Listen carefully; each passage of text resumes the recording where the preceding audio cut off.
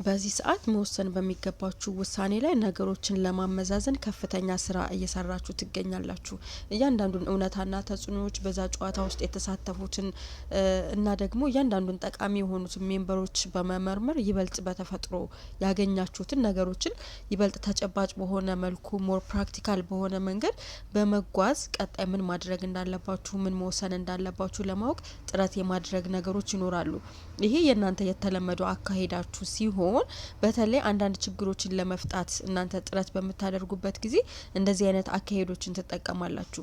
ነገር ግን በዚህ ሰዓት ይህን የድሮ አካሄዳችሁን የተወሰነ ያዝ በማድረግ ይበልጥ ልባችሁ የሚነግራችሁን ነገር በማዳመጥና እያንዳንዱን በነገሩ ላይ ያላችሁን ምልከታ ለማየት ጥረት የምታደርጉ ከሆነ ይበልጥ የተሻለ ምርጫ የመምረጥ እድላችሁ ከፍተኛ ይሆናል።